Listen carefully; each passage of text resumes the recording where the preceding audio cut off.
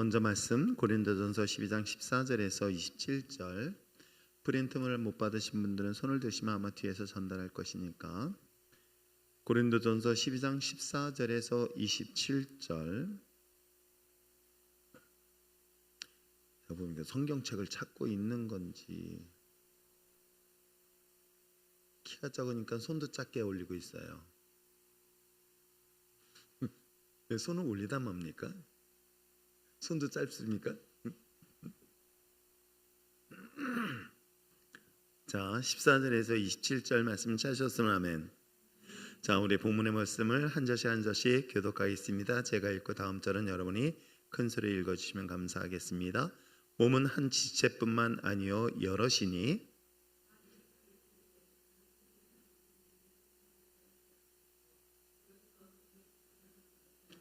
또 귀가 이르되 나는 눈이 아니니 몸에 붙지 아니하였다 할지라도 이로써 몸에 붙지 아니한 것이 아니니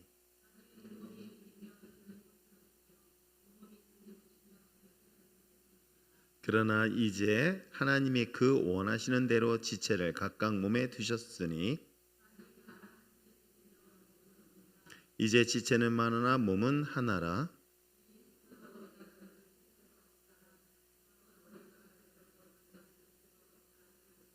그뿐 아니라 더 약하게 보이는 몸의 지체도 도리어 요긴하고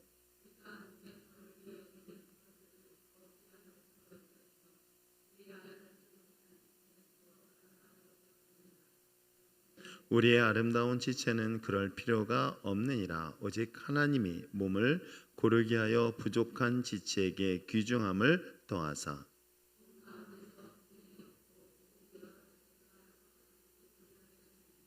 만일 한 지체가 고통을 받으면 모든 지체가 함께 고통을 받고 한 지체가 영광을 얻으면 모든 지체가 함께 즐거워하느니라. 아멘. 기도하겠습니다. 참 좋으신 하나님 아버지 감사합니다. 교회 그리스도의 공동체 안에서 우리가 한 가족이 되어짐에 대하여 얼마나 감사한지 그것이 날마다 입술로 고백할 수 있는 우리 신실한 공동체가 되게 하여 주시옵소서. 함께 아파하고 함께 기뻐하고 함께 즐거워하며 또 함께 우리가 슬퍼할 수 있는 우리 신실한 아름다운 한 몸이 되는 공동체로서 하나님의 영광 나타나기에 부족함이 없게 하여 주시옵소서. 아픔도 슬픔도 기쁨도 함께 나눌 수 있는 아름다운 신실한 주의 몸들이 되어지길 원하오니 저들 가운데 성령으로 하나 되게 하여 주시옵소서. 성령님의 충만한 은혜 아래 살 수 있도록 믿음의 딸 예물 드리오니 받아 주시옵소서. 오 윤서 서연 마음을 든든하게 하게 하시고 또한 친구들과의 관계를 통하여 하나님의 영광 있게 하여 주시옵소서. 용호 효정이 건강하게 하시고 주 안에서 꿈을 찾게 하여 주시옵소서. 세이마루 좋은 선생님과 많은 학생들을 보내주실 것을 믿고 간구하며 예물을 드립니다. 셀 선원들 가정들 가운데 평안 은혜 더하여 주시고 내년에도 주의 사명 잘 감당하고 주의 기뻐하는 믿음의 가정들로 세워지게 하여 주시옵소서. 하나님이 주신 은혜 사랑에 감사하여 예물을 드립니다. 조연식 경민 일평생 하나님을 사랑하고 경외하는 하나님의 신실한 자녀로 성장할 수 있도록 자녀를 위한 1,000번 예물을 드립니다. 세마루 가운데 하나님의 은혜가 가득하여 훌륭한 선생님과 지혜로운 학생들이 하나님의 영광을 나타내게 하여 주시옵소서. 주님 기도 응답하여 감사하여 예물을 드립니다.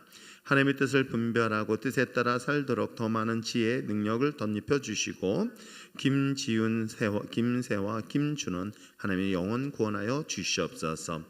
김홍윤 성도 모든 치료와 수술 과정 속에서 함께하여 주셔서 고통 줄여주시고 속히 회복하는 은혜 더하여 주시옵소서. 세마른 늘 함께하여 주시는 은혜 감사드리며 또한 하나님이 주신 은혜 베풀어 주시어 아이들을 사랑하고 실력 있는 영어 선생님 하나님이 구할 수 있도록 은혜 더하여 주시옵소서. 범사에 감사하여 귀한 예물을 드립니다. 율전의 공동체 하나님의 사랑으로 말씀으로 충만한 교회가 가정되게 하게 하시고 장기 결석자들 모두 예배 회복되어지며 그들의 영혼 위에 복음의 광채가 성령의 충만함으로 부어 주시옵소서. 범사에 감사합니다. 추운 겨울 몸이 아픈 지체들이 있습니다. 걱정과 염려를 모두 주께 맡기고 기도하오니 치료의 은혜를 더하여 하나님의 능력 있게 하여 주시옵소서. 범사에 감사드립니다. 몸이 아픈 어르신들 회복 더하여 주시고 구원의 확신 안에서 천국의 소망 바라보게 하여 주시옵소서. 사랑해 주님, 김용웅 성도님 인공 관절 수술 은혜 가운데 이루어지게 하시고 구원의 확신 소망으로 충만케 하여 주시옵소서. 오늘 드려지는 모든 예배 기도 위에 하나님 놀라운 기적과 역사와 능력이 있기를 원하며 축복하며 예수님의 이름으로 기도합나이다. 아멘. 오늘도 우리들의 기도 속에서 하나님의 치유하심과 회복하심이 반드시 일어나게 될 줄 믿습니다.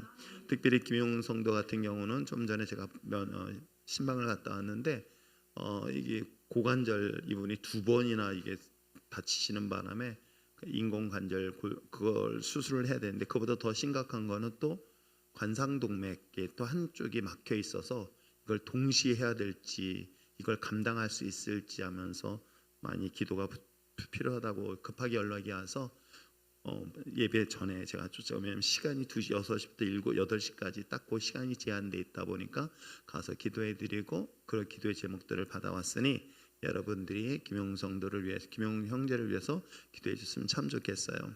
사실은 가족들이 다 어디 있어요? 자녀들이 외국에 있다 보니까 굉장히 많이 힘든 가운데 있습니다. 혹시라도 차량이 필요하거나 도움이 필요하면은 제가 교회다 요청을 하라 그랬으니까 우리 교육자를 비롯해서 여러분들이 같이 도움이 되어주고 힘이 되어줬으면 참 좋겠어요. 그렇죠? 자, 그런 가운데 제가 왜 이런 이야기를 하냐면 오늘 함께 읽었던 것처럼 교회라는 공동체는 저는 이렇게 생각해요. 교회는 가족이다라고 저는 생각해요. 가족이기 때문에 아픔도 기쁨도 함께 나눌 수 있어야 된다라고 저는 그런 생각을 갖고 사실 여기까지 왔어요. 그래서 우리 수련이가 태어나던 날 안았었던 것도 그리고 주은이도 아직도 제 사진에 다 있어요. 아기 때 그 갓난이 이 애가 이렇게 컸나 일 정도로. 근데 다만 한 가지 제가 미스했던 건 뭐냐면 금방 태어난 아이들의 사진을 이름을 안 적어놨잖아요. 이름을 적을 줄을 몰라가지고 그러니까 이 긴가민가 하는 애들이 있어요. 이게 도대체 누구지? 핏덩어리들은 제가 잘 보니까 모르겠는데 그런데도 불구하고 그 아이들이 이 교회에서 함께 더불어서 같이 자라고 같이 생활하고 그러다 보니 그 아이들도 나에게는 소중한 정말 내 친자식과 같은 소중한 존재인 것처럼 저는 교회는 그런 가족이라는 공동체 그리고 더 중요한 것은 신앙의 운명 공동체가 되어야 되겠다. 그래서 아픔도 기쁨도 슬픔도 모든 것들을 함께 공유할 수 있을 때 그것이 건강한 교회 공동체라는 것, 그게 초대교회 공동체의 모습처럼 저 역시도 그런 꿈을 가지고 지금까지 달려왔습니다. 그러므로 우리가 서로에게 대한 누구보다도 더 많은 관심을 가졌으면 참 좋겠어요. 물론 이 시대는 누군가 누구에게 관심을 갖는 걸 되게 불편해하고 있는 건 사실이에요. 굉장히 이기적인 시대를 살고 있기 때문에 나는 관심도 없지만 관심도 갖지 말라.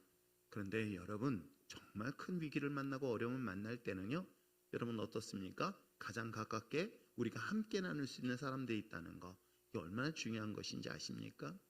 좀 전에 말씀드린 것처럼 이영숙 집사님의 자녀들이 또 캐나다에 가 있고 호주에 가 있다 보니 사실은 여러분들이 한 가족이라 생각한다면 오히려 가족보다 더 가까워야 되지는 않을까라는 생각을 전 더 많이 하게 되어지죠. 그래서 여러분들이 이와 같이 오늘 우리 11번째 강의처럼 교회 안에서의 코이노니아, 이것은 되게 중요한 것이다. 그냥 나 혼자 신앙생활하면 되겠지가 아니라 혹시라도 돌아보면서 우리가 함께 하나님의 은혜 속에서 교제를 나눌 수 있는 건강한 교회 공동체가 됐으면 좋겠어요. 왜냐하면 하나님과 나와의 관계가 잘 회복된 사람은 놀랍게도요, 이게 잘 회복되어져 있어요. 이게 소통이라 그러죠. 하나님과 나와의 관계, 누구를 통해서? 예수님을 통해 소통이 됐습니다. 그렇잖아요. 우리가 감히 하나님을 어떻게 대면할 수 있고 어떻게 하나님과의 교제를 나눌 수 있어요? 죄인된 우리는 결단코 하나님 앞에 나갈 수 없습니다. 그렇기 때문에 우리 감히 하나님이 거하시는 지성소, 성소는 더더욱 들어갈 수 없는 거예요. 근데 거기를 들어갈 수 있는 담대함을 얻었어요.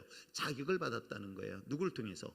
예수 그리스도를 통해서 우리가 믿음으로 하나님과 나와의 귀신 성소 안에서의 교제가 가능하게 된 거예요. 그런데 문제는 하나님과 나와의 관계가 회복되어진 사람들의 특징은 뭐냐면 결과물이에요. 결과물, 열매예요. 사랑과의 인간관계까지도 회복되어지다는 거예요. 내가 뭘 해서가 아니라 하나님과 나와의 소통, 하나님과 나와의 회복, 이게 일어나면 놀랍게도 사람과의 속에서 맺어졌던 원수, 미움, 분노, 이건 내가 그 속에서 내 마음속에 계속 응어리처럼 짓고 있었는데 하나님과 관계가 딱 소통되는 순간부터 어떻게 해요? 이 모든 관계도 갑자기 풀려지는 거예요. 내가 노력하는 게 아니에요. 그래서 여러분 이걸 점검해 보면 참 좋아요. 내가 하나님의 은혜 속에서의 공급함이 충만하면 사람과의 관계도 갈등이 없다. 근데 사람과의 갈등에서 생긴다면은 여러분 먼저 하나님과 관계를 점검하십시오. 그런 원리가 반드시 있습니다. 여러분 우리가 심장에 어떤 혈관이 막혔습니다. 그 막힌 것에 대한 원인을 다른 데서 찾을 필요는 없겠죠. 심장이 뛰지 않는 이유가 바로 거기에 혈관에 막혀 있는 것. 하나님과 나와의 소통도 똑같습니다. 그 심장이 막힘으로 인하여 나는 다른 곳이 죽어가고 있는 것처럼 하나님과 우리의 관계도 똑같습니다. 그래서 하나님의 관계가 소통하고 잘 원만한 사람들은 사람과의 관계도 굉장히 건강하게 교제를 이루게 된다. 아시겠어요? 이 관계가 반드시 이루어지게 되어 있습니다. 그러니까 항상 점검을 해보세요. 내가 사람과 관계가 불편하다. 사람과 관계가 여전히 내게는 불편하고 이것이 잘 할 수가 없다. 그것은 하나님과 관계의 소통에서 뭔가 막혀 있다라고 보시면 딱 맞아요. 하나님과 관계의 소통은 곧 인간관계의 소통, 수직과 수평적 관계는 반드시 균형을 이루게 되어 있습니다. 어느 한쪽으로만 편중돼서는 아니 된다는 것. 자, 그런 관점에서 오늘 교회 성장에서 특별히 코이노니아를 이야기를 하려고 합니다. 자, 여러분 가지고 있는 프린트물 11번째 강의 중에서의 코이노니아는 뭐라고 이야기하고 있다? 바로 교제를 말하고 있는 거예요. 친밀한 상호관계를 말하고 있는 교제를 말하고 있으면서 또한 함께 나눔이라는 의미가 있습니다. 그러니까 우리가 함께 할 수 있는 교제, 함께 나누는 교제, 그리고 또한 협력하는 관계가 되어지고요. 또 이를 통해서 연보라는 것은 내가 가지고 있는 것들을 나누는 관계가 되어지는 것을 말하고 있습니다. 그래서 어떤 사람과 연관을 맺고 그 일에 동참하고 그것을 통해 영적인 연합 또는 상호관계를 의미하는 것이 바로 뭐다? 코이노니아다라고 얘기를 하는 거예요. 그러니까 우리가 부부간의 갈등의 문제도 사실은요, 하나님의 관계만 딱 소통되면요, 놀랍게도 부부관계가 소통이 되게 돼 있어요. 하나님 관계가 소통이 되어지며 부모와 갈등 관계에 있던 것이 내가 뭐가 아니라, 우선 이렇잖아요. 우선 내가 누군가의 원수의 불편한 관계가 있었던 거예요. 상처 갖고 있어. 내 마음에 상처가 있어요. 그런데 그 상처가 하나님을 통해서 치료가 됐습니다. 그렇잖아요. 주님을 통해서 내가 치료가 되면은 그 사람에 대한 미워하는 감정, 그런 분노, 이런 것들은 어떻게 해요? 내가 노력해서가 아니라 그리스도의 십자가를 통해서 이게 치유가 되다 보니까 그 사람에 대하여 내가 바라보는 눈이 달라져요. 물론 처음에는 초창기에는 정말일까 하면서 의심하면서 상대방이 이게 진짜인지 가짜인지 막 하면서 공격 들어오지만, 그럼에도 불구하고 하나님 관계가 소통이 잘 된 사람들은요, 어때요? 그 사람이 반복한다 할지라도 내 진정성을 갖고 대하다 보면 어떻게 돼요? 자연스럽게 그 사람과 관계도 회복되게 되어 있습니다. 아시겠어요? 그러니까 이 두 개의 관계를 잘 보시면서 코이노니아는 결국은 교제고 또한 함께 나누고 협력하면서 우리가 연보하는 것이다 라고 이야기를 하고 있습니다. 자, 성경에서는 예배와 교육을 위해서 정기적으로 모이고 있죠. 여러분들이 우리가 지금 예배를 통해서 지금 이 시간에 모여 있습니다. 토요일날, 수요일날 잘 안 모이고 있어요 사실은. 그런데 우리 교회는 수요일날 예배가 있습니다. 또 우리가 GBS를 통해서 계속해서 소그룹 모임을 하고 있죠. 셀 모임도 마찬가지입니다. 이렇게 정기적으로 모일 뿐만 아니라 자발적으로 자신이 가지고 있는 재물, 재산을 다른 사람들과 나누는 그런 역할도 하는 것이죠. 우리가 가지고 있는 재물을 구제를 하거나, 이번에 라오스에서 온 사람 아이들, 학생들을 위해서 특별히 우리가 정말 정성을 다해 섬길 수 있었던 것들, 이 모든 것들도 다 그 안에 포함되어 있는 것입니다. 자, 나눈 것, 그리고 뿐만 아니라 교회가 연합하여 가난한 교회를 돕는 것, 그렇죠? 그래서 지역교회를 돕는 거고, 우리가 다음 주, 그러니까 다다음 주죠. 이번 주가 아니고 다음 주네요. 다음 주에 서부시찰. 저는 이제 수원노회에서 있다가 이제 수원노회는 4개의 시찰이 있습니다. 동부, 서부, 중부, 북, 남부 이렇게 4개가 있어요. 그 중에서 제가 소속해 있고 여러분이 소속해 있는 데는 어디다? 서부시찰이다. 그러니까 자기가 어디 있는지도 몰라. 장로교만 다니는데, 그래서 장로교 어디 교단? 백석교단. 백석대학교 광고 많이 하잖아요. 아, 백석교단. 백석교단의 어디 지역이다? 어느 노예다? 수원노예구나. 우리 수원 지역이니까 수원노예. 다만 흠이 하나 있어요. 저희 수원노예는 흔수원이에요. 왜냐면 유만성 목사님이 저기 밖에 나갔다가 다시 들어오면서 새수원으로 들어왔어. 그래가지고 우리가 갑자기 흔수원이 돼서 제가 원조수원이라고 그랬어요. 아무튼 우리가 수원노회에 소속돼 있다. 그 중에서 우리가 속해 있는 게 수원 서부시찰이에요. 근데 서부시찰에 이번 7일 날 현재까지 사모님들하고 전체 모이는 인원이 약 50명가량 모이는 거는 지금까지 시찰 역사상 처음인 거예요. 아니 전체 모인 숫자에서 보통 20명대 정도밖에 안 모였는데 정말 2배 이상이 다 모이게 됐어요. 정말 개인적으로 감사하는 것이죠. 근데 거기에는 또한 우리가 섬기는 부분들이 있습니다. 왜 그럴까요? 정말 연약한 교회, 어려운 교회들이 의외로 많이 있습니다. 그 어려운 교회들에 대한 배려를 하기고 또 그분들에게 조금이라도 힘이 되어주고자 하는 것들을 서로 나누는 시간들을 갖고 있는 것이겠죠. 그렇습니다. 교회가 연합하여 어려운 교회, 가난한 교회를 돕고요.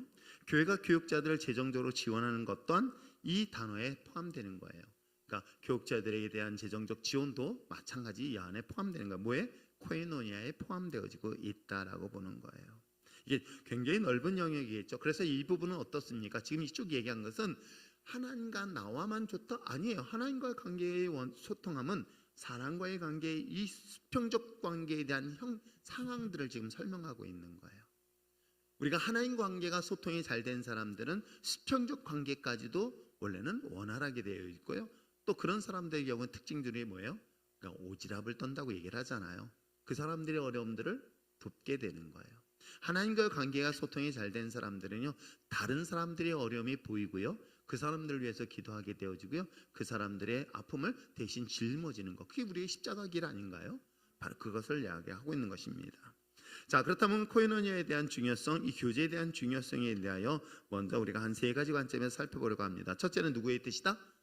그게 하나님의 뜻이기 때문에 그런 거예요. 뭐 목사의 뜻 아닙니다. 그건 하나님이 원하시는 거예요. 아시겠어요? 한번 읽어볼까요? 읽겠습니다. 시작. 하나님께서는 교제하시기를 위해 인간을 창조하셨습니다.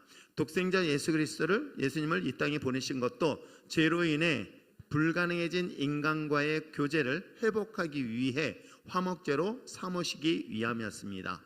우리가 하나님을 사랑하기 전에 하나님께서 우리를 먼저 사랑하셨습니다. 우리가 하나님의 사랑에 반응하여 그분을 사랑하게 되면 그분과 코이노니아를 가지게 되는 것입니다. 여기까지. 그 얘기는 뭐냐면 정말 우리는 하나님 앞에서 교제를 나눌 수 있는 자격을 이미 죄로 인하여 상실된 존재인 거예요. 그렇기 때문에 반드시 누군가가 역할들을 대신해 줬었으니 구약시대 때는 바로 대제사장이 이 역할들을 감당했던 거예요. 그래서 일반인들은 감히 하나님을 직접 대면할 수 있다 없다? 없었던 거예요. 특정한 사람들만 통해서 하나님이 그들을 통하여 하나님의 뜻을 전달하였고 그 뜻을 들었던 것이 일반적인 백성들의 모습이었던 거예요. 그리고 그들에게 있어서 대제사장이 인간의 모든 죄를 가지고 한 번씩 하나님께 번제를 드리고 또는 소제를 통해서 하나님과의 소통 역할을 했던 것입니다. 그런 것을 단번에 예수님이 이 모든 제사를 완성시키셨던 거예요. 그래서 그 완성시켰던 예수님의 십자가를 통해서 이제는 어떤 특정한 몇 사람이 아니라 이 모든 사람이 이 사실을 믿고, 즉 예수님이 나를 위하여 나의 죄를 위하여 친히 화목의 제물이 되었다는 사실을 믿고 이 대한 확신을 가진 사람들은 모두 다 하나님의 자녀로서 제사장으로서 하나님과의 소통을 허락받게 된 거예요. 거기에 대한 우리들의 반응을 이야기를 하고 있는 것입니다.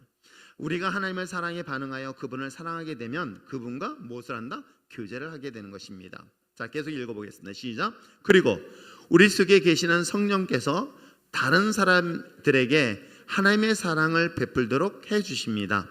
사람들이 우리의 교제 속으로 들어오면 그 결과 그들과 하나님 아버지와 그의 아들 되신 예수 그리스도와 교제를 가지게 되는 것입니다.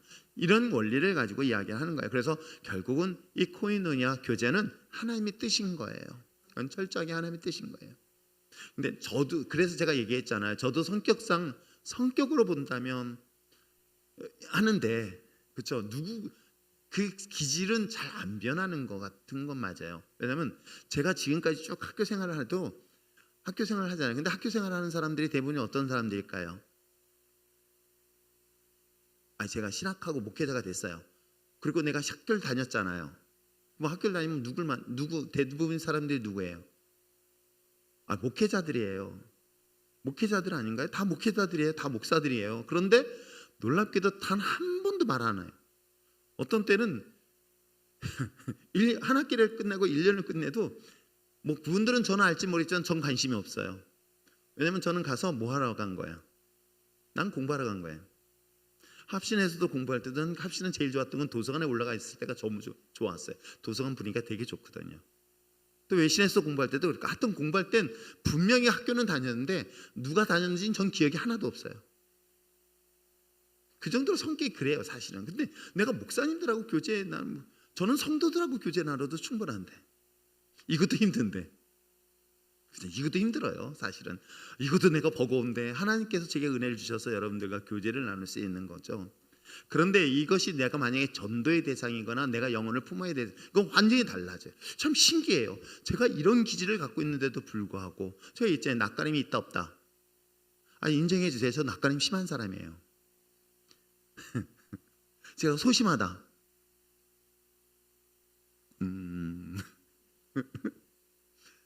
그런데도 딱 하다 보면 앞에 서 있는 게 나도 신기한 거야. 그런데 하나님과의 소통에서의 교제라는 것은 결국은 내가 예수님을 필요한 사람들과의 관계 속에서 릴레이션십을 이룰 수밖에 없게 되더라고요. 그렇죠? 그 외의 경우는 뭐 그분들도 하나님을 믿는 다 목회자들이니까 그분들에 대해서는 크게 제가 관심을 잘 안 갖는 그런 기질인데 어찌됐건 간에 그 속에서 뭐 원수를 맺지는 않아요. 그렇다고 해서 내가 원수 질 일은 없으니까. 그런데 제가 시찰장을 하고 노회장을 하면서 또 하잖아요. 저는 그전에는 정말로 제가 참석도 잘 안 해가지고요 막 말이 많았어요. 자격 때문에. 그런데 제가 그 자리를 딱 쓰는 순간 이런 생각한 거예요. 제가 이것도 하나의 목회다. 그렇잖아요. 시찰에서 제가 시찰장이라는 것은 이 목사님들을 목회하는 목사라고 딱 저에게 마음속에 감동되니 어떻게 할까요? 끊임없이 전화하게 되어주고 저 진짜 모이면 사모님들한테 커피 쿠폰 그거 오직했으면 뭐죠? 이렇게 스타벅스 안 가고 어디죠 여기? 어디? 투썸이에요? 투썸에 가가지고 한 20여 장 가면 이 한 장당 얼마냐? 10,000원짜리예요. 날 계속하면서 쳐다봐요. 그렇잖아요. 10,000원짜리 카드를 20개를 만든다고 생각해 보세요. 그러면은 하나에 10,000원, 20만 원이면 되는데 하나짜리 10,000원짜리 왜 그분 사모님들하고 오면 하나라도 주려고 이렇게 나 그렇게 하고 있어요. 아세요? 내가 진짜 제가 여유가 있어서 아니에요. 그런데 그것 또한 목회라고 생각하는 거거든요. 내가 품어야 될 영혼들이라 생각하는 순간부터 그 사람과의 깊은 교제가 이루어질 수밖에 없는 거겠죠. 그렇죠? 우리 목회라는 거 하나님과 관계는 마찬가지인 거예요. 여러분들이 이 하나님과의 깊은 영적 교제가 성도들 속에서 이루어지는 것은 누구의 뜻이다? 그건 하나님의 명령 때문에 그런 거예요. 그리고 명령이 제 성격을 내려놓는 거예요. 명령 때문에 제 성격과 제 모든 것들을 내려놓고 그분 앞에서 순종하는 거예요. 그분 이게 억지로 한다고요? 아니에요. 하나님 주신 공급하는 힘이 있기 때문에 기쁜 마음으로 해요. 마이너스만 늘 뿐. 그래도 행복하고 즐겁게 하고 있습니다. 자, 그 다음에 두 번째 뭐예요? 이것이 결국은 자기에게 성장하는 거예요. 여러분, 교회 공동체에서 상처를 받아야 안 받아요? 제가 오늘 어느 목사님의 이야기를 상담하다가 그냥 너무 큰 선교지를 갔었는데 베트남에 선교사로 갔는데 그 담임 목사님 때 너무나 큰 상처를 받아가지고 다시는 막 목회 쪽에는 고개를 흔들고 막 그런다고 그러길래 제가 그런 얘기를 했어요. 그분 제 아들이니까. 그래서 목사님이나 저나 우리의 맨 땅에 헤딩하면서 목회하지 않았나? 또 그보다 더 심한 일들을 겪으면서 우리 여기까지 오지 않았는가? 그것을 다 극복하고 이겨내서 우리가 여기까지 왔는데 우리가 아들한테 권면할 것은 그것을 극복하고 이겨내야 되지 않을까? 그게 스피리추얼 리더의 역할이기 때문에 지도자라는 것은 내가 뛰어넘어야 된다. 그것을 극복하고 이겨낼 수 있도록 기도하면서 돕자라고 얘기를 했어요.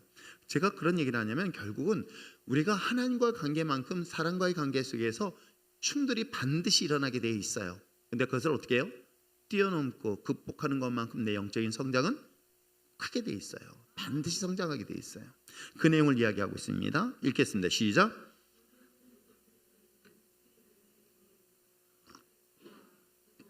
다른 그리스도인과 연합하고 있습니다.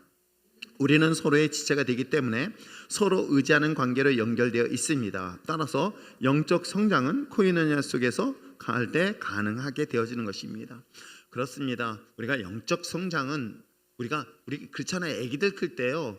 다 여러분 경험해 봤잖아요. 걔가 갑자기 열이 나가서 감기 걸리고 독감 걸리고 몸에서 열이 나고 막 그러잖아요. 그렇잖아요. 그런데 그런 과정을 통해서 아이들은 어떻게 해요? 사실은 면역이 강화되는 거예요. 그러면서 성장을 하는 거예요. 우리는 성장하는 데서 반드시 성장통이 있다 없다? 있게 돼 있어요. 그것을 극복할수록 우리 영역이 넓어지게 돼 있어요. 하나님이 우리에게 그만한 일들을 맡기기 위해서 그 주신 훈련의 과정이라고 생각하시면 참 좋아요. 그러니까 여러분, 우리가 영적 시험이 들거나 우리가 관계 속에서 시험이 딱 생기면 이렇게 생각하세요. 제발 하지 말고 하나님께서 나에게 드디어 이제 성장할 수 있는 시험을 주셨구나. 제발 좀 그렇게 하라도 순간 다 잊어버려. 그래가지고 욕하고 그러지 마세요. 그럴 때일수록 하나님이 내게 주신 영적인 성장의 훈련 기회구나. 이렇게 문제를 해석했으면 참 좋겠습니다. 자, 세 번째는 뭐예요? 내가 코이노니아에서 굉장히 중요한 것 중에 하나는 죄의 유혹에 빠지지 않기 위함인 거예요. 읽겠습니다. 시작. 죄악이 간영하고 있는 세상에서 하나님께 대한 믿음을 지키기 위해서는 성도 간의 권면, 도움이 필요합니다. 사탄은 언제나 홀로 있는 연약한 자를 집요하게 공격합니다. 서로를 위해 기도하고 도와줄 때 죄의 세력에 효과적으로 대항할 수 있습니다. 여러분, 우리 눈에 보이지 않는 악한 영과의 싸움에서 싸울 때는요, 혼자 있어서는 절대 안 돼요. 진짜 그래요. 혼자 있으면요 반드시 마귀의 밥이 돼요. 신앙생활 나홀로 여러분 반드시 마귀는요 공격의 대상이에요. 신천지도요 메인을 공격 안 해요. 절대 공격 안 해요. 정말 충성스럽게 일하고 신앙 신실한 사람 공격 안 해요. 교회에서 소외되어지고 상처받고 시험 는 사람, 이게 주타켓인 것 아세요? 마귀가 똑같이 그러고 있습니다. 그래서 이 코이노니아는 결국은 내가 악한 사단의 권세로부터 싸우는데, 그 싸움은 혼자서 하는 게 아니라 뭐예요? 우리는 같이 기도의 동역자들, 기도의 중보자를 통해서 이길 수 있다는 거. 그래서 여러분, 내가 어떤 문제 있을 때 이거 알리면 안 돼, 이딴 소리 하지 마세요. 공유하셔야 됩니다. 아시겠어요? 정말 공유하셔야 돼요. 이건 부끄러운 게 아니에요. 우리는 눈에 보이는 영적 싸움이라는 거예요. 근데 놀라운 거는 여러분 이렇게 생각해 보세요. 제가 어떤 분들한테 차 운전하는 거 미안하다 그렇게 하지 말라고. 제가 신학교 다닐 때 유일하게 제가 또 차가 있었어요. 그렇잖아요. 신학교 다닐 때 그래도 회사를 다녔으니까. 나머지는 다 신학생들이야. 그러니까 맨날 밥 사주고, 또 우리 밤늦게 또 산기도 갔다 내려오면 우리 집에 새벽 2, 3시에 우리 집 데려가면 잠자는 우리 아내 깨워가지고, 여보, 전에는 회사 친구, 이제는 교회 친구들, 신학교 친구들 데려다가 밤에 가서 밥 먹고 막 그랬단 말이에요. 처음에는 얘네들이 너무 미안한 거예요. 왜냐면 새벽 3-4시까지 해가지고 내려오니까 뭐 형 괜찮냐, 미안하다. 야, 미안하다고 하지 마라. 오히려 내가 고맙다. 왜? 잘 모르세요? 오히려 너희들 당당하라고 그랬어요. 왜? 떳떳하라고. 미안해하지 마라. 왜? 너가 날 섬김으로 인해서 하나님이 내게 주신 축복이 크다. 내가 너희들을 운전해서 데려다 주는 거? 그 잠시 피곤할 수는 있다. 그런데 내가 여러분들을 섬기고 내가 여러분을 집까지 데려다 주고 여러분 가까운 데 데려다 줌으로 인해 섬겼잖아요. 주신 하나님의 은혜가 크다 안 크다? 그게 더 커요. 저는 그걸 수없이 많이 경험해봐요. 제가 있잖아요, 그 계산이 빠른 사람이라고. 진짜 빠른 사람이라고요. 사례비 40만 원을 받았어요. 이 40만 원, 이거 우리 집사람 뭐랬는지 아세요? 그것도 제가 교회를 개척 준비하면서 딱 10개월 사는데 사례비를 40만 원 주더라고. 주말만 사역하는데. 그럼 우리 집사람은 사례비 없는데 그거라도 줄 줄 알았대. 갖다 줬을까요? 안 갖다 줬을까요? 하나도 안 갖다 줬어요. 일단은 교회에다가 20만 원 헌금하고 20만 원 청년부에 냈어. 그런데요, 놀랍게도요, 개척한 다음에요, 어떤 일이 있었는지 아세요? 지금은 교육자가 없어서 고생하지만 그때는 교육자가 너무 많아서 난리 났어요. 진짜 하나님의 은혜 가운데 좋은 사역자들 참 많이 보내주셨어요. 하나님은 정말 공짜가 없다는 걸 저는 수없이 경험을 해요. 그래서 여러분, 누군가에게 부탁할 때요, 당당하게 하세요. 그럴 때 맨날 부탁만 하지 말고 진짜예요. 그래서 제가 차량 운행을 교육자들 안 시키고 여러분들에게 서로 섬기라는 거, 특별 새벽기도는 차량 운행 내가 하겠습니다. 하세요. 하나님이 내게 주신 은혜가 있기 때문에 그런 거예요. 아시겠어요? 하나님 정말 정확히 보세요. 그리고 반드시 부분에 대한 결산을 하세요. 정말 놀라울 정도로 정확하신 분이세요. 자, 이렇듯이 우리들의 신앙생활 속에서 마귀로부터 유혹으로 빠지지 아니하게 해서 우리가 함께 그런 문제들을 나누세요. 이건 부끄러운 거 아니에요. 절대 부끄러운 거 아니에요. 근데 문제가 더 커지면 그때는 감당이 더 안 됩니다. 자, 우리가 이 교제의 중요성은 하나님의 뜻이고요, 결국은 영적인 성장을 가져다 줄 뿐만 아니라 마귀로부터 승리할 수 있는 중요한 요소이게 된다. 자, 그렇다면 소그룹과 코이노니아에 대해서 살펴보겠습니다. 모든 소그룹은 소그룹의 필수 요소가 있어요. 그게 뭐예요? 양육이 있습니다. 반드시 양육이 있어야 돼요. 목양학은 개념이 달라요. 반드시 양육이 있어야 됩니다. 그리고 예배가 있어야 되고요, 교제가 있어야 되고 선교가 있어야 됩니다. 이거는 우리가 교회가 가지고 있는 방향성이기도 합니다. 예배만이 중요한 것? 예배만 중요하고 그 다음에 아니에요. 예배만큼 중요한 게 양육이었던 거예요. 그래서 교회를 개척하고 단 한 번도 우리가 제자훈련 양육을 걸려본 적이 없단 말이에요.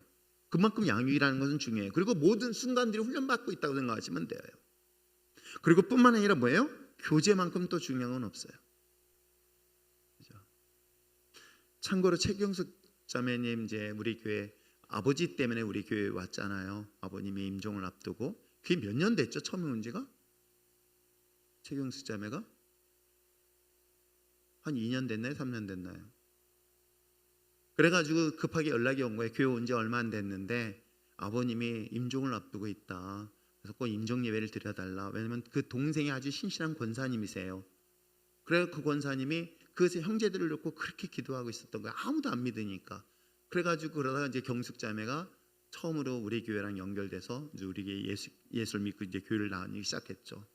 그래가지고 3, 4년 전에 처음에 가가지고 전 이제 코마 상태에 있다 보니까 숨만 쉬고 있고요. 그래서 눈도 감고 있고, 그래서 열심히 하나님의 나라 천국에 대한 소망 가지고 예수 믿고 구원받아야 됩니다 막 하고 인종 예배 끝났어요. 근데 아직도 살아 계세요. 근데 더 중요한 거는 어저께 급하게 연락이 온 거예요. 이제는 더 이상 병원에서도 소망이 없다, 가능성이 없다는 거예요. 그래서 형제들을 지금 다 불러 모으고 있대요. 그래가지고 거기는 아무나 면회가 안 되는데 이제 얼마 안 남았으니까 아무나 들어와도 된다고 해가지고 제가 떳떳하게 들어갔어요. 그리고 마지막으로 임종 예배 드렸어요.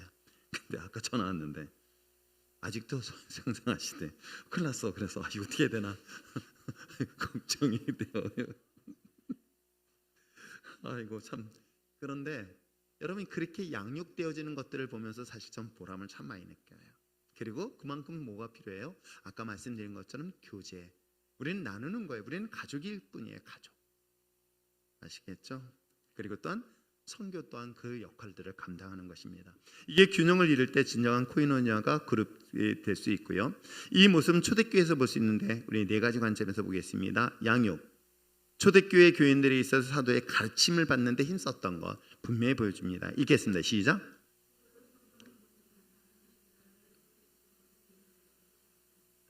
소그룹의 가장 큰 장점은 나눔의 시간이라고 할 수 있는데 이 시간을 통해 다른 사람들을 이해하고 새로운 생각들을 배울 수 있습니다. 그렇죠? 그래서 오늘도 문제 하나도 못 풀었어요. 속으로는 그래요. 왜 진도 언제 나가냐고. 저는 진도보다 더 중요한 건 성경 읽는 게 더 중요한 거니까. 그런데도 서로 이야기를 나누고 질문을 하고 하는 그런 소통하는 시간들, 바로 그것이 양육에서 굉장히 중요한 것이다. 또 예배가 있습니다. 기쁨과 순전한 마음으로 하나님을 찬양해야 합니다. 읽겠습니다. 시작.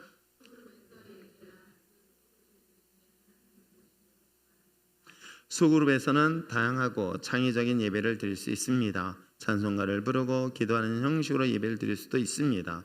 손을 들거나 춤을 추면서 찬양할 수도 있습니다. 여러분, 우리가 예배하면은 예배 형식만을 가지고 얘기를 하고 있어요. 그런데 제가 오늘 성경 공부하면서도 그런 얘기를 했어요. 믿지 않는 남편에게 밥을 주면서 투덜투덜 대지 마라. 여러분, 일이라는 것을 그건 예배예요. 내가 하고 있는 모든 일이 예배인 거예요. 그래서 남편에게 음식을 준비하고 밥을 준비할 때 이것도 하나의 예배가 될 수 있다 없다?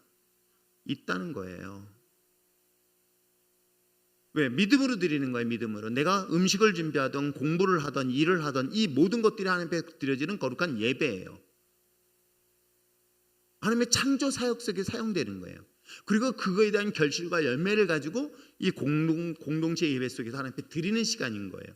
그래서 제가 예배를 보러 다니는 거, 예배를 드리는 거라고 표현하는 이유가 그것 때문에 그런 거예요. 예배는 지금 이 시간에 예배를 우리가 드리는 것은 하나님 내 삶에서 드렸던 이 삶에 대한 그 아름다운 열매를 가지고 주님 앞에 나옵니다지, 교회 와서 맨날 회개하면서 오늘 목욕하듯이 씻고 여기서 죄 용서 받았으니까 나, 이 의미의 예배가 아닙니다. 그래서 예배의 본질은 여러분 삶의 현장부터 출발해라. 삶의 현장에서부터 예배가 시작되는 것이다. 아시겠어요? 그래서 여러분이 음식을 준비하던, 남편을 위해서 섬기던, 아내를 위해서 섬기던, 자녀를 위해서 섬기던 모든 일, 내가 하는 이 모든 일이 하나의 예배화되라.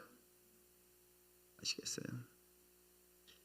자, 그 다음에 교제에 대한 이야기를 하고 있습니다. 물건을 공동으로 소유하고 재산을 나누어 팔았던 것들에 대한 이야기는 이미 사도행전에서도 분명히 기록하고 있는데, 자, 교제 한번 읽어보겠습니다. 시작. 공동체적 삶은 서로의 부족함을 솔직히 나누고 죄와 허물을 고백하며 서로의 짐을 져주고 서로 중보기도를 해주고 자신의 소유를 나눌 때 온전해집니다. 근데 여기서 여러분 이거 조심하셔야 됩니다. 여기서 물건을 나누고 돈을 나누라 그랬더니 돈을 빌리는 행위는 절대 하지 마세요. 제가 공식적으로 얘기합니다. 동거래는 절대로 하지 마세요. 그러나 만약에 정말 어려우면 돈을 주더라도 절대로 돈을 주고 받을 생각은 하지 마라. 그리고 또 하나, 만약에 돈을 빌려달라는 사람이 있으면 목사님한테 허락받고 해달라고 하세요. 목사님의 허락이면 제가 보증을 하겠다는 거니까. 네? 뭐라고? 아, 내가 보증해, 내가 내주는 거라고? 응? 뭐지? 그러면 제가 보증한다면 제가 허락할 것 같아요, 안 할 것 같아요? 줄 수 있으면 주되, 그러나 동거래는 절대 하지 마라. 그건 정말 중요한 것입니다. 제가 돈 1,000원을 귀하게 쓰는가 하면은 100만 원을 정말 쉽게 쓸 수도 있어요. 우리가 가끔 노숙인들이 오면은 불쌍하잖아요.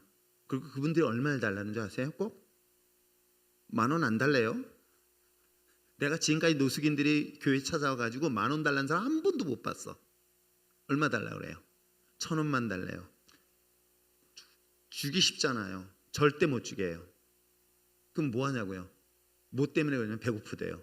알았다고, 가자고. 그래서 여기 식당에 자주 갔어요. 그 식당 주인분도 옛날에 그랬어요. 데리고 오지 말라고. 하도 냄새 난다고. 데려오지 말라고. 근데 진짜 배고픈 사람 가서 15,000원, 10,000원짜리 밥을 먹어요. 그럼 1,000원 주면 될 건데 9,000원 손해보는 것 같죠? 미안하면 그 1,000원이 그 사람을 죽일 수 있기 때문에 그래요. 그 1,000원을 가지고 뭐예요? 진짜 밥 사 먹어요? 술 사 먹기 때문에 그래요. 그럼 그 사람은 술 사 먹도록 내가 방조하는 행위를 하네. 그래서 절대 하지 말라는 거예요. 저도 그 생활을 몰랐을 땐 몰랐어요. 근데 알고 봤더니 그렇게 생활하고 있다는 것이죠. 그러니까 우리가 교제를 하면서도 돈을 나누는 것은 정말 어려울 때 함께. 그러나 한 가지 분명한 사실은 오른손이 하는 일을 왼손이 모르게 해라. 제발 지가 가서 주지 말고 교회를 통해서 하든지 아니면 제3자를 통해서도 하든지, 그것이 가장 지혜로운 방법이다. 혹여라도 어느 교회 어렵다 그러니까 자기 입으로 그렇게 하지 마세요. 차라리 교회를 통해서 하십시오. 물론 다 합니다. 그런데도 불구하고 자신의 이름을 드러내지 않는 것도 중요한 구제 방법 중에 하나다. 아시겠어요? 자, 마지막으로 선교에 대한 이야기를 하겠습니다. 소그룹의 목적은 결국은 다른 사람들에게 그리스도를 전하는 복음을 전하는 것인데, 읽겠습니다. 시작. 선교란 그리스도의 복음과 사랑을 필요로 하는 사람들에게 그것을 전하는 것입니다. 그리스도는 개인적인 차원에서뿐만 아니라 공동체의 차원에서도 다른 사람들에게 나아갈 수 있어야 하는 것입니다. 그렇습니다. 이 부분에 대해서는 선교에 대한 확신은 제가 이렇게 그 방향성을 갖고 지금 나가고 있죠. 이것이 교회가 해야 될 가장 중요한 사역들이에요. 양육, 예배, 교제, 선교. 이것이 어쩌면 저희 교회에 흘러가고 있는 가장 중요한 축과 같은 역할을 하고 있는 것이에요.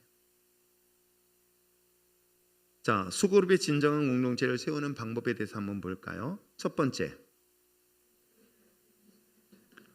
그럼요, 우리가 서로를 알 수 있는 그 시간들을 가져라. 그만큼 많은 교제의 시간들이 필요합니다. 자신들이 아파하고 힘들어하는 것들, 사실은 순장방에서는 순장들과의 회의 속에서는 다 공유를 해요. 왜? 혹여라도 그 사람에 대해서 우리가 말실수할 수 있잖아요. 그런 상처가 있는데 몰라가지고 그 사람에 대한 정보를 몰라서 내가 질문할 때가 있기 때문에 가급적인 모든 걸 다 공유해라. 그러나 한 가지 분명한 것은 그런 사실을 공유하고 무엇을 하라고? 기도하라는 사인이에요. 그걸 가지고 쓸데없는 입방정 떨란 소리 아니에요. 아시겠어요? 우리가 함께 순장들 속에서 이야기하는 나누는 그 사람들의 허물도 이야기하고 다 합니다. 그런데 그 허물을 떠들고 다니라는 소리가 아니에요. 허다한 허물은 덮으라는 거예요. 대신 그걸 가지고 같이 품고 기도하라는 사인이에요. 그걸 못하는 건 그 사람 몫인 거예요. 그게 무서워서 만약에 그것을 감춰버린다면 오히려 저는 교회가 건강하다고 생각하지는 않아요. 물론 그로 인해서 많은 부작용들이 사실은 있었어요. 그런데도 불구하고 여러분, 부부 사이에서의 비밀이 많다고 생각해보고 가족이라는 공동체 속에서 비밀이 많다고 생각해보세요. 대화가 단절돼 버리죠. 저는 그런 교회 공동체를 원하지 않아요. 교회는 심지어는 그 모든 것들을 같이 공유할 수 있고, 그리고 어떻게 해요? 그걸로 같이 울 수 있고 같이 기도했어야 돼요. 같이 금식하면서 기도할 수 있던 공동체가 됐으면 좋겠다 라는 생각을 가지고 지금까지 왔어요. 그래서 서로에 대하여 알 수 있도록 그런 시간을 가져라. 그러나 다시 한번 분명히 얘기합니다. 우리가 아는 정보를 가지고 그 사람들의 허물을 절대로 입 밖에 드러나지 마라. 여러분, 그렇게 딱 떨어지는 순간은 그 사람은 누구에 속한 자다? 마귀에 속한 자라고 분별하면 다 알아요. 입에서 어떤 말이 나오느냐를 보고 그 사람의 열매를 볼 수 있는 거예요. 그러니까 절대로 하지 마십시오. 어떤 허물들은 덮어주세요. 그리고 그걸 위해서 우리가 기도하라는 거예요. 금식할 각오가 있고 그 사람의 아픔을 대신 공유할 수 있었으면 참 좋겠어요. 자, 두 번째는 다양성을 인정하는 거예요. 서로에 대해서 다양함을 인정해라. 자, 세 번째는 정말 중요한 게 관심이에요. 저는 관심 없는 공동체는 진짜 나쁜 공동체라고 생각해요. 그 사람의 표정을 보고 무슨 일이 있었는가? 그 사람에게 자리가 없었을 때 저는 여러분 딱 들어오면서 뒤통수에 누가 없는 거 보면 먼저 걱정을 해요. 근데 전 교역자들은 미리 보고를 해줘요. 그걸 알기 때문에. 왜? 그렇잖아요. 와야 될 사람이 안 오면요, 먼저 머릿속에서 무슨 일이 있나? 부부싸움 했나? 아니, 승재군사가 매주마다 오는데 한 번도 안 빠지거든요. 근데 안 보이네? 그럼 난 머릿속으로 온갖 생각을 다 해. 눈탱이 밤탱이 됐나? 이 생각이요, 여러분. 제 있잖아요, 주일날 설교할 때요, 제발 저 집중하게 좀 해줘요. 왜요? 그러니까 빠지지 말라는 소리야. 제가 이렇게 봐서 안 보이잖아요. 계속 돌려봐요. 어디 있나? 이거 어디 숨었나? 오늘은 안 보이네 하면서 계속 보면 머릿속에서 무슨 생각, 설교를 하면서도 무슨 생각하냐면 혹시 무슨 일이 있나? 라는 생각이 먼저 드는 거예요. 여러분, 만약에 주님이 여러분에게 관심 없다고 생각해 보세요. 그건 슬프고 진짜 정말 마음 아픈 일 아닐까? 우리가 성도로서 그리스도인의 공동체라는 것은 결국 관심으로 출발하는 것이다. 내 옆에 있는 지체에 대한 관심, 새로운 분에 대한, 물론 처음에는 되게 불편하고 부담스러워들 한다고 해요. 근데 여러분, 잘 생각해 보세요. 우리가 부부 사이의 갈등은 뭐예요? 무관심하는 것 때문에. 저도 사실 둔해가지고 어느 날 우리 아내가 그래, 여보 변한 것 같지 않아? 그래. 이거 말 잘해야 돼 그땐. 근데 제가 잘 모르는 게 뭔지 아세요? 여자가 외모가 바뀐 거, 뭐가 바뀐 걸 모를까요? 헤어스타일. 파마를 했나, 칼라 염색을 했나, 이걸 모른단 말이야. 긴 머리였나, 이것까지도 잊어버릴 때가 있어요. 예, 순간적으로. 그럼 이제 하도 오래 사니까 이제 감이 오잖아. 머리 색깔 이뻐졌네. 그랬다 혼나. 이거 했잖아요. 그렇듯이 관심이라는 건 그만큼 중요한 거예요. 남편은 아내에 대한, 아내는 남편에 대한. 가족이라는 게 그런 것 아닐까요? 저는 교회가 그런 관심이 필요하다. 이것이 사라진다면 그건 교회 공동체가 아니에요. 여러분, 대형 교회 메가처치들이 갖고 있는 부작용이 그거예요. 정말 관심 안 가져요. 서로 관심 안 가져요. 그게 편하니까. 근데 그게 정말 건강한 거 절대 아닙니다. 자, 네 번째는요, 읽겠습니다. 시작. 소그룹에서 기대하는 바에 대한 서로 나누라. 아까 말씀드린, 우리가 기대에 대한 얘기를 참 많이 하죠. 기대. 어떤 거? 하나님의 역사심에 대한 기대. 그렇죠? 지금의 모습이 아니라, 지금 볼 땐 별 볼이 없어도 그럼에도 불구하고 기대하는 것들, 이런 것들을 함께 공유하는 것, 이것이 교회가 건강하게 세워지는 것들이에요. 자, 우리가 시간을 갖고, 교제를 하기 위해 시간을 갖고, 다양함을 인정하고 관심을 갖고 서로에 대한 기대를 가져라. 그렇죠? 저는 이것이 제가 꿈꾸고 있는 율정교회 공동체의 모습인 거예요. 그것을 저만 꿈꾸는 게 아니라 우리가 함께 꿔서 그 꿈을 이뤄나가서 그 다음 세대는 우리 자녀들에게도 이런 것들이 계속 이루어질 수 있는 그런 건강한 교회 공동체가 되길 바랍니다. 자, 이 시간에 함께 기도할까요?